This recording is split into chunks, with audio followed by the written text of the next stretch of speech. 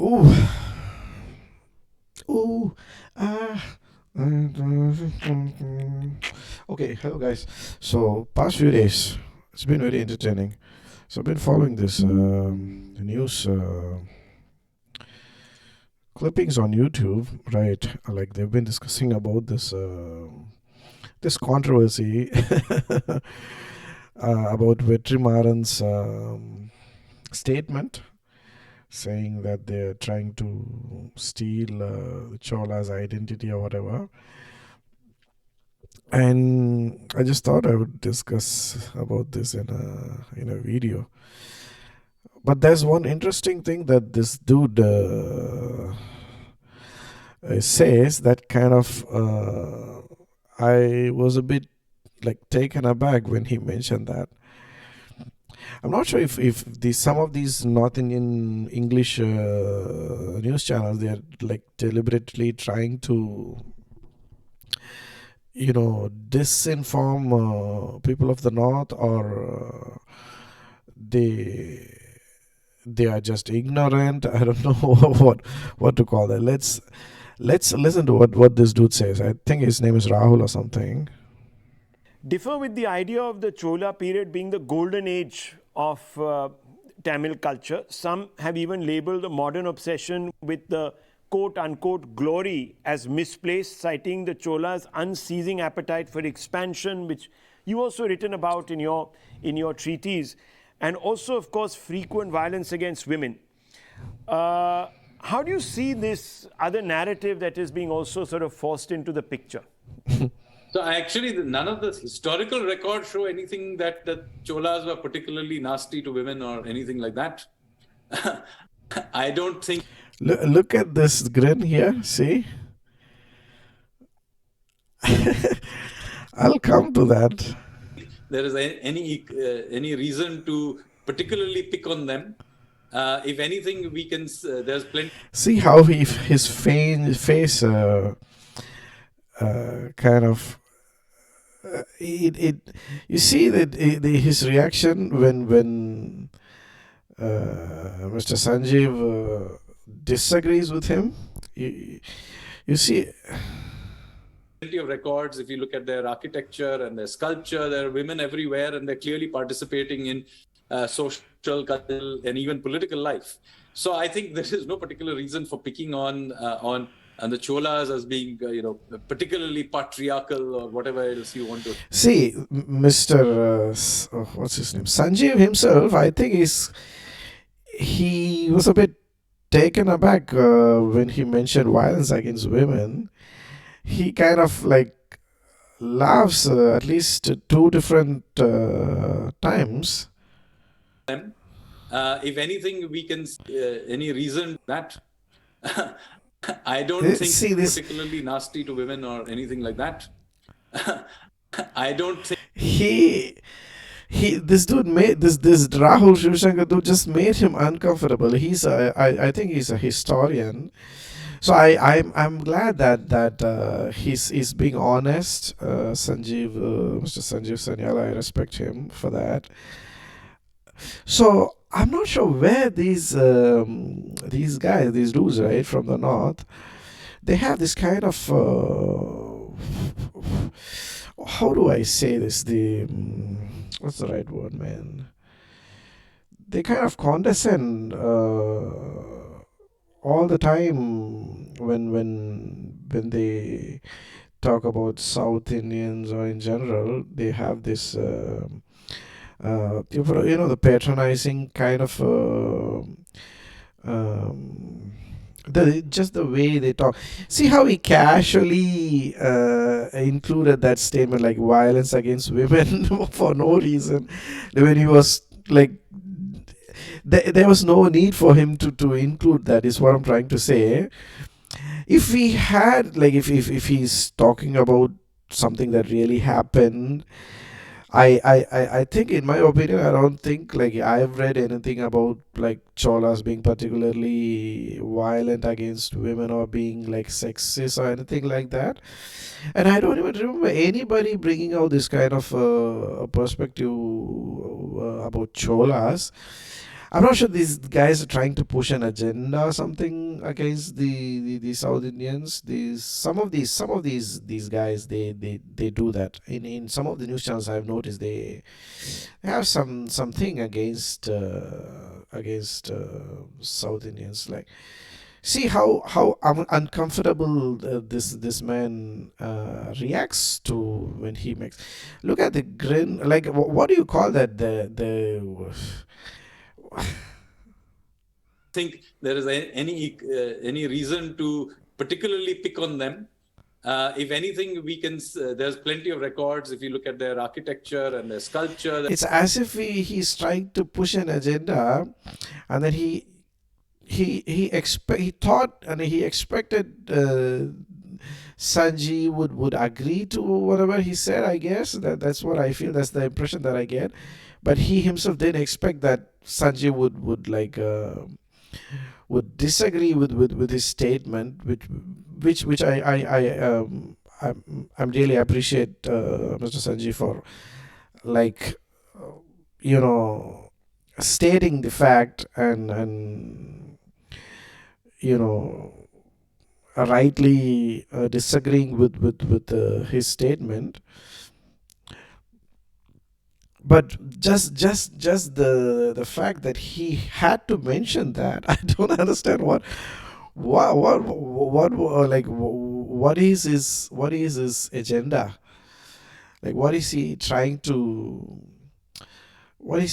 do here? You know what I mean? There's no need for him at all to say that, to make that statement, like, casually, that too, like, along with other statements, like power hungry. They were like they hell bent on glory and all that, and then casually also violence against women.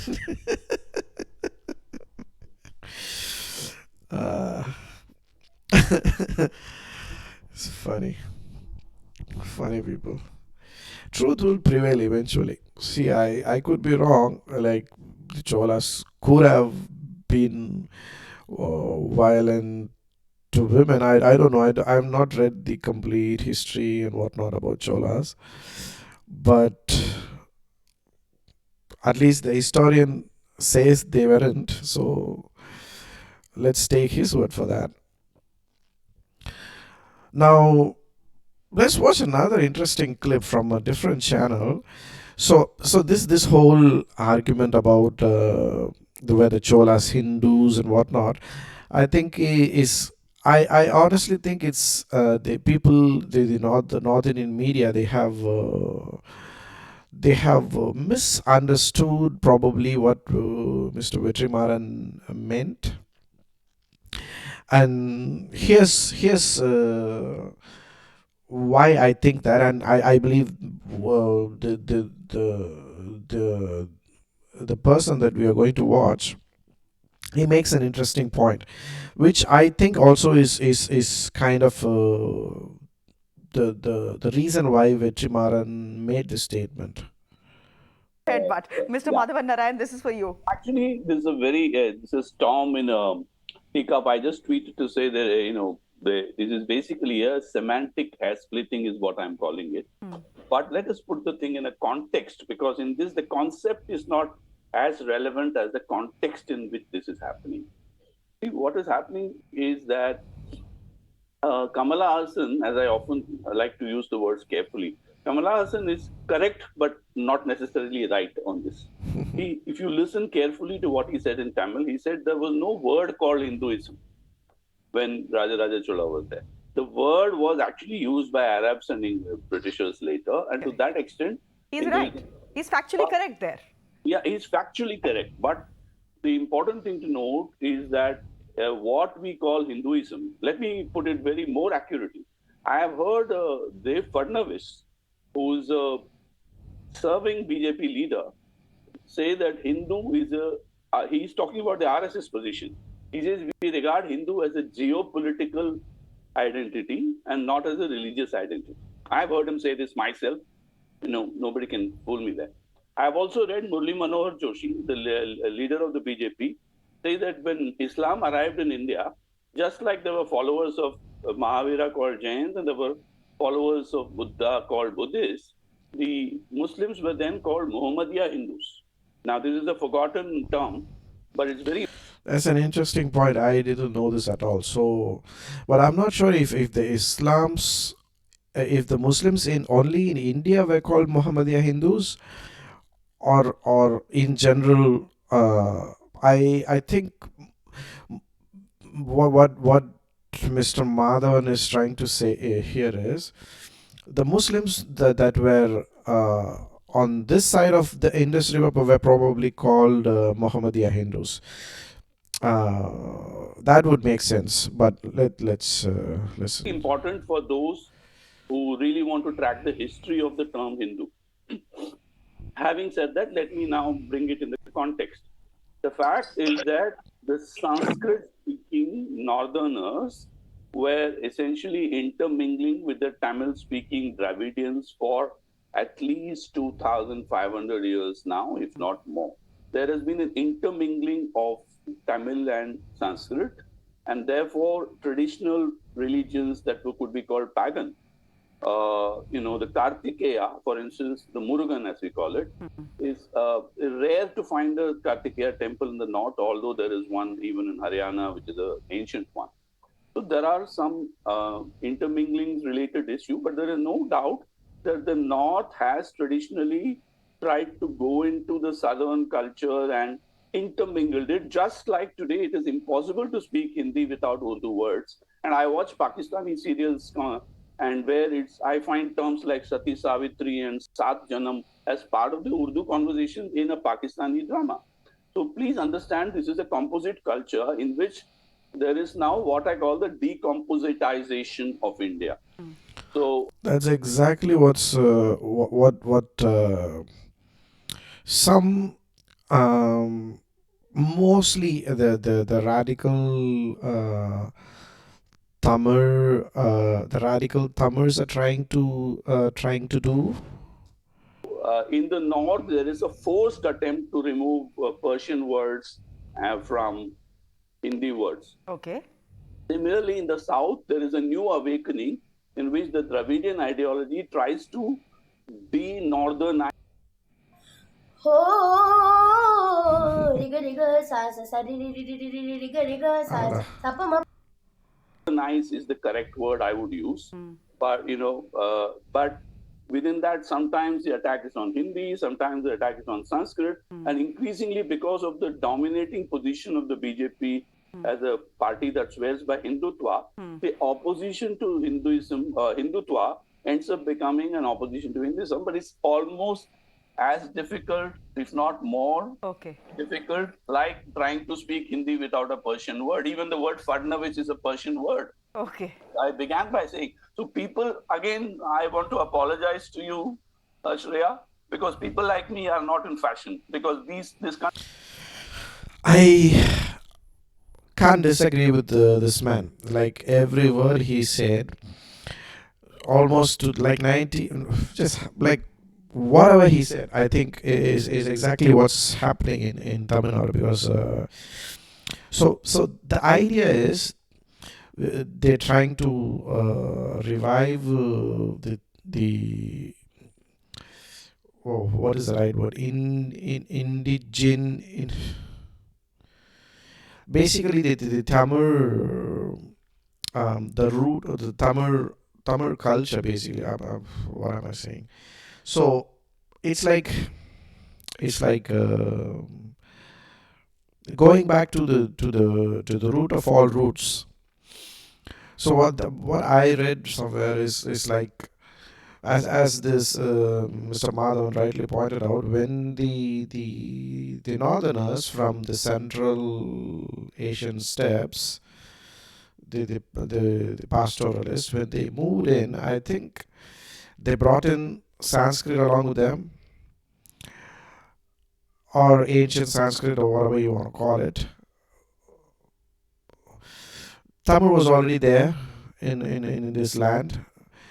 And I think like ancient Tamils were like the aboriginals of the land, and when they mixed, the Tamil acquired lots of Sanskrit words in it, and then Sanskrit had some like influence in from Tamil as well, and even the gods, religious worships and everything. The original Tamil gods were all like pagan gods, like Kotravai, and like it was predominantly ancestor worship in Tamil Nadu, including the linga. Linga is I think one of the oldest. It's probably the oldest Indian form of god. Now it is they associate that with Shiva, but I think I'm not 100% sure, because I remember watching in one of the other news debates, or maybe in the same debate, where the other person mentions that linga is not necessarily Shiva. I'm talking about which one is. I'm talking about this person. I forgot his name. So it's basically trying, and even gods like Shiva, Krishna, and Rama, they're all dark skinned. So what I read somewhere is like, and the Vedas mention only God. They don't apparently they don't have any mention of Shiva or anything like that in the Vedas. The Vedic gods were originally like Indra, Varuna, and all that sort. And these gods also, you can apparently have the same gods mentioned in Zoroastrianism, or even the this Eastern European religions. If I'm not wrong, I could be wrong, but these terms like Indra, Varuna, they are not they are, I guess, like either Slavic gods or some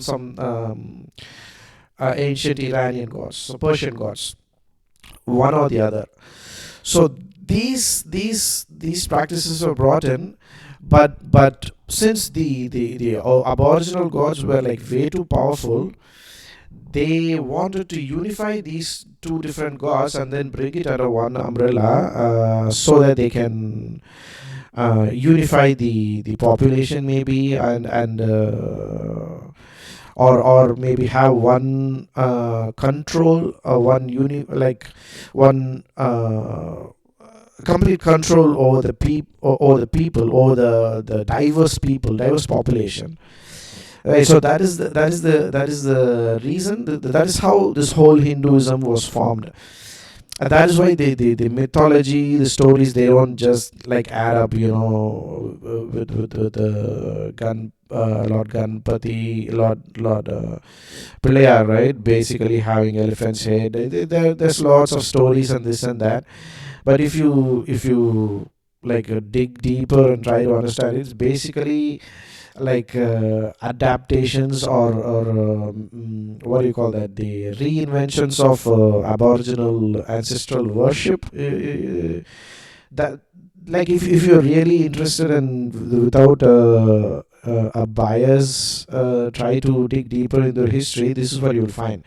And I think that's exactly what Mr. Vetrimaran's intention was, and even other the radical Tamils, right? They are trying to trace it back to, because this discrimination, the Tamil society is very ancient, like older than your Vedic religion. They like, they even say even the Indus Valley script is basically Tamil.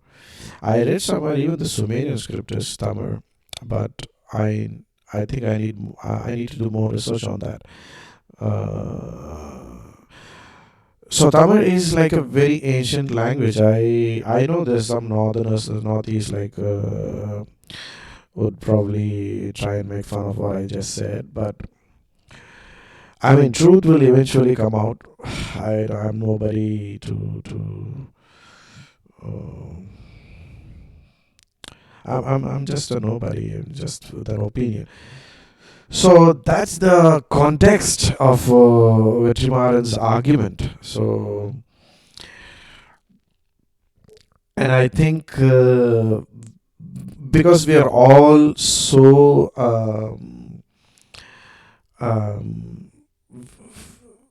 our country has mixed a lot, and these gods have become like it's basically a religion what we follow in India. So we all m- live and feel like we are Hindus. So whatever these new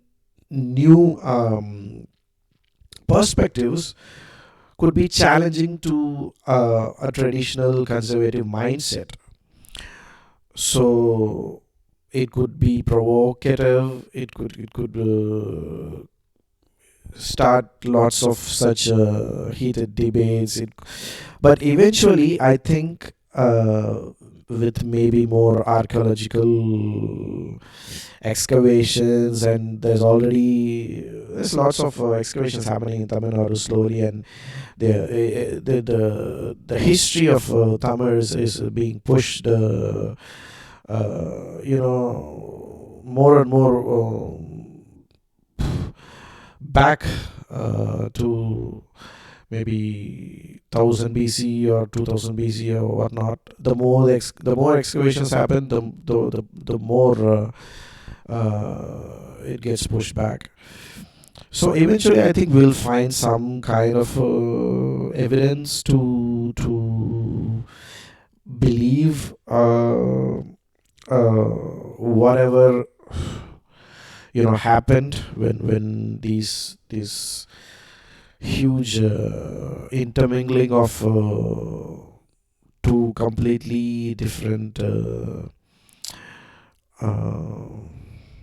ethnicities, when they started mixing. Uh, yeah, but one thing I would request is, rather than be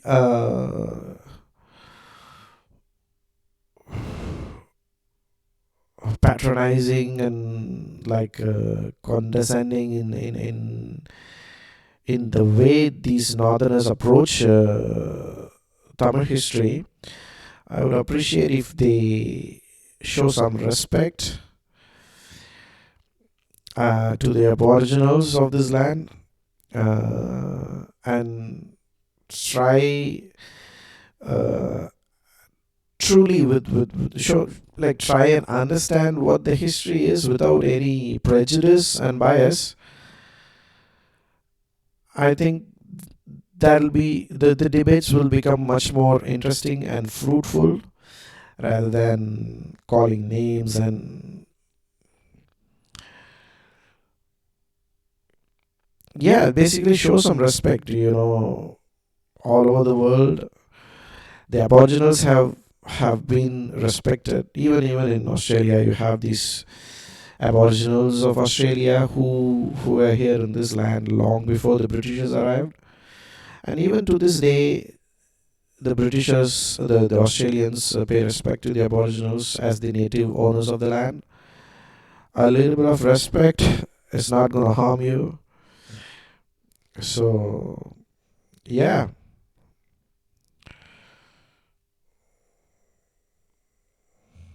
thank you guys for watching. Bye bye.